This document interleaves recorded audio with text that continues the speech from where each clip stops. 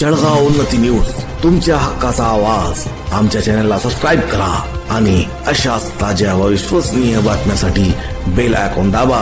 तुमच्या विश्वासावरच उभे राहतो जळगाव उन्नती न्यूज. शिक्षिका पत्नीला पतीने खुनाचा कट रचून सुपारी देऊन मारलं. अपघातात ठार झालेल्या जळगाव जामोद येथील प्रकरणात मोठी अपडेट. बुलढाणा जिल्ह्यातील जळगाव जामोद पोलीस स्टेशनच्या हद्दीत झालेल्या अपघातात ठार झालेल्या शिक्षिकेच्या मृत्यूप्रकरणी एक मोठी अपडेट समोर येत आहे. सकाळी शाळेत जाण्यासाठी निघालेल्या शिक्षिका पत्नीला तिच्या पतीनेच सुपारी देऊन अपघात घडवून आणण्याचा धक्कादायक प्रकार पोलीस तपासात उघड झालाय. गेल्या 2 मार्च रोजी पातुर्डा येथे राहणाऱ्या शिक्षिका वृषाली गावंडे या पिंपळगाव काळी येथे नेहमीप्रमाणे शाळेत जाण्यासाठी निघाल्या होत्या. कवठळ गावाजवळ एका मालवाहू वाहनाने त्यांच्या दुचाकीला जोरदार धडक दिली. झालेल्या या अपघातात शिक्षिका वृषाली या जागीच गतप्राण झाल्या. पोलिसांनीही तशा पद्धतीने मृत्यूची नोंद केली होती. मात्र महिलेच्या नातेवाईकांना या प्रकरणी संशय आल्याने त्यांनी पोलिसांकडे याबाबत घातपाताचा संशय व्यक्त केला. मृत्यू साधारण अपघातात झाला नसल्याचे निष्पन्न केले.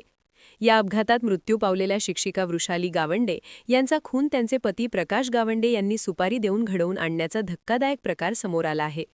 गावातीलच मित्र मंगेश चौहुळकर यांच्या मदतीने वाहनचालक मनीष सूर्यवंशी याला 1 लाख रुपयांची सुपारी देऊन पत्नीचा खून करण्यात आला आहे. पोलिसांनी या तिन्ही आरोपींना वाहन आणि सुपारी म्हणून दिलेल्या रकमेसह अटक केली आहे. या संपूर्ण घटनेत आलेल्या क्राईम सिनेमासारख्या भयान वळणाने संपूर्ण बुलढाणा जिल्हा हादरला आहे. जळगाव उन्नती न्यूज. दरम्यान जो अपघात झाला तर हा अपघात असून घातपात आहे. याबद्दल तुमचं नेमकं तपास कसा आहे आणि तुम्ही आरोपी कशी शोधले?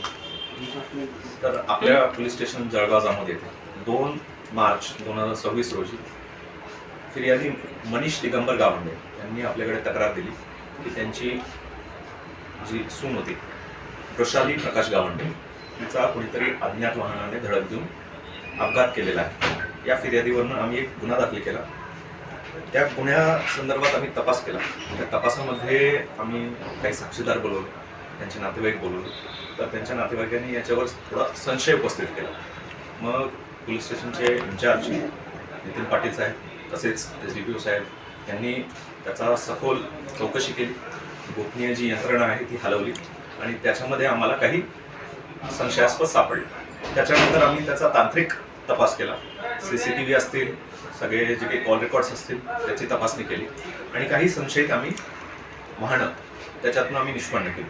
आणि त्यामार्फत त्यांची चौकशी केल्यानंतर असं कळालं की यांचे जे मृतक होती वृषाली प्रकाश गावंडे, यांचे पती प्रकाश गावंडे तसेच मंगेश साहुळकर आणि गाडी चालक मंगेश सूर्यवंशी असे 3 लोक याच्यामध्ये निष्पन्न झाले.